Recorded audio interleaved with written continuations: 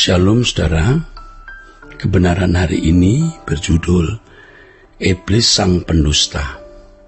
Kejatuhan Adam dan Hawa di Taman Eden adalah akibat dusta yang dilakukan iblis terhadap mereka.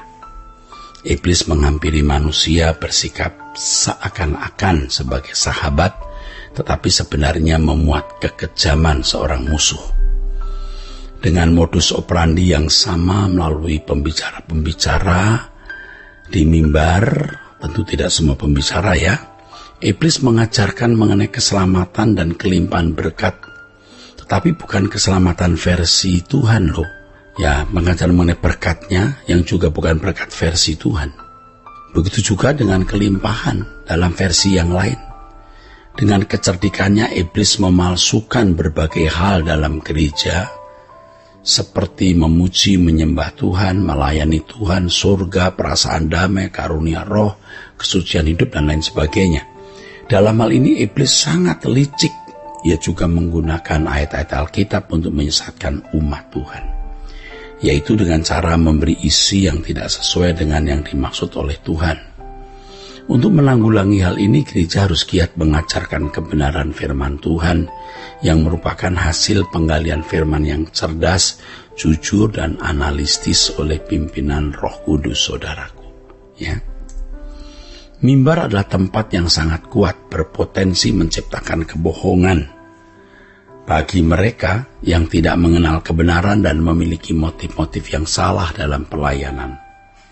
Kesaksian-kesaksian yang dikemukakan sering tidak sesuai dengan fakta sebenarnya karena telah dilebih-lebihkan, misalnya kesaksian mengenai pelayanan di suatu tempat yang jumlah yang hadir dilebih-lebihkan, ya. Jumlah orang yang ditobatkan juga dilebih-lebihkan, ya. Kesembuhan yang belum terjadi tapi diakui sebagai sudah terjadi.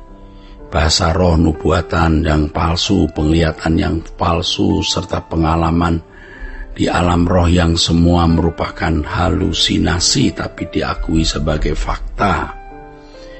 Demikian pula dengan ungkapan perasaan senang, bahagia, terharu, dan bahkan air mata sering hanya sebuah peragaan sandiwara. Hal ini tanpa disadari bisa menularkan spirit kebohongan, gairah, atau spirit atau roh kebohongan. Kebohongan terjadi disebabkan oleh karena tidak matangnya pribadi. Ketidakmatangan ini ditandai dengan hasrat mencari pujian, hasrat mencari sanjungan, ketidakmampuan menerima diri sendiri, ya, tidak rela diterima orang lain. Orang-orang yang mau diterima orang lain dan disanjung, ini orang-orang yang sebenarnya rusak atau sakit jiwanya, tetapi mereka bisa mendapat kesempatan untuk tampil di depan jemaat, mengajar, memimpin puji-pujian, ya, bahkan berkhotbah. Di dunia timur seperti di Indonesia, keramataman adalah ciri dari masyarakat yang sering dibangga-banggakan. Keramah-tamahan yang diidentik dengan corak kehidupan dan sopan santun ini sering dianggap sebagai kendaraan untuk menciptakan harmonisasi hubungan antar pribadi. Keramah-tamahan yang berlebihan dan dibuat-buat merusak prinsip persahabatan dan persaudaraan yang murni. Tuhan memang menghendaki kita berlaku ramah terhadap orang lain, ya, Efesus 4 ayat 32. Tetapi harus keramah-tamahan yang berakar dari hati yang mengasihi Tuhan dan sesama dengan tulus. Kata ramah dalam bahasa aslinya adalah eusplangnoi, yang dalam bahasa Inggris berarti pitiful, yang perasaan kasih gitu. Sama dengan hati yang lemah lembut, tender hearted.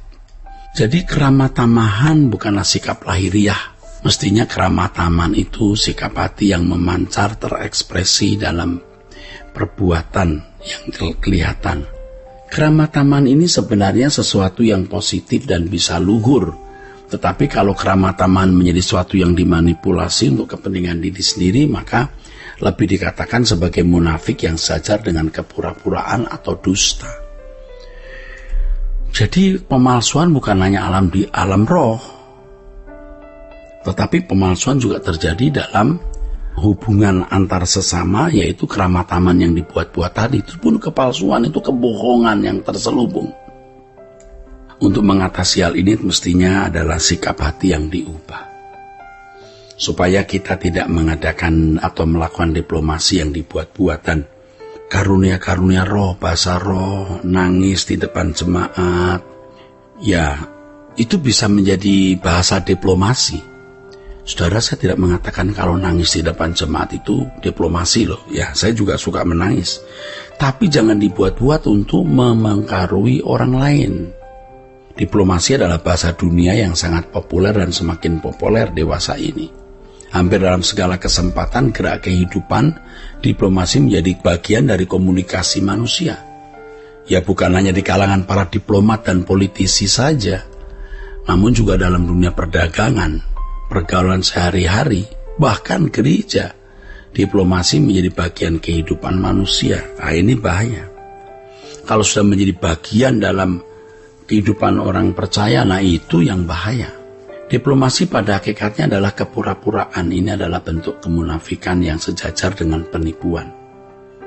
Dalam hal ini setiap unsur diplomasi adalah sesuatu yang tidak alkitabiah.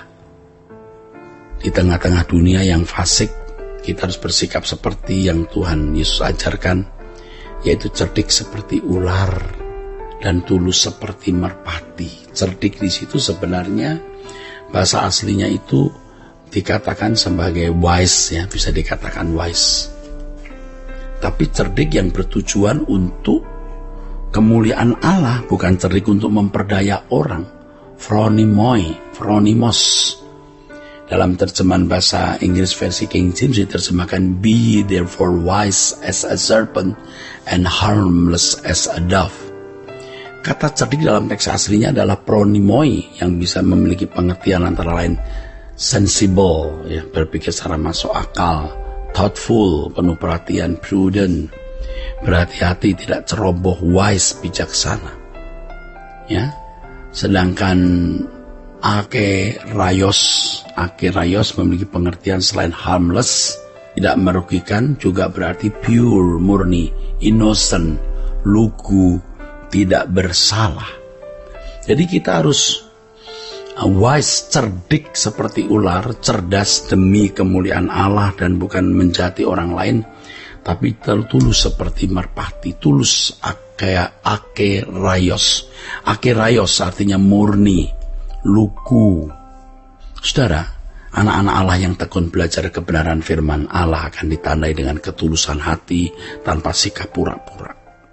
Dalam seluruh hidupnya atau sikap hidupnya, ia tidak mengenakan baju kebohongan, kemunafikan, kepura-puraan. Dalam hal ini kita dapat membedakan apakah seseorang anak iblis atau anak Allah. Kalau seorang pembicara di gereja mengenakan baju kebohongan dengan sikap dan pemberitaan firman yang disampaikan dalam keramah tamahan yang tidak tulus, maka jemaat pun akan tertulari sikap itu. Ini adalah sikap Lucifer yang jatuh. Tapi bagaimanapun saudaraku, ketidaktulusan itu akan terdeteksi. Dalam pergaulan dengan sesama, kita harus memiliki baju ketulusan dan kemurnian oleh kekuatan kasih Allah. Kita harus sungguh-sungguh, ya, hidup di dalam kekudusan dan memiliki karunia-karunia roh yang murni, yang tidak dipalsukan, ketulusan hati, bukan keramah tamahan yang dibuat-buat, sehingga hidup kita benar-benar, ya, menjadi berkat bagi orang lain dan menulari spirit yang tulus, lemah lembut dan tentram pula. Kiranya kebenaran hari ini, saudara, memberkati kita sekalian. Sola Gracia.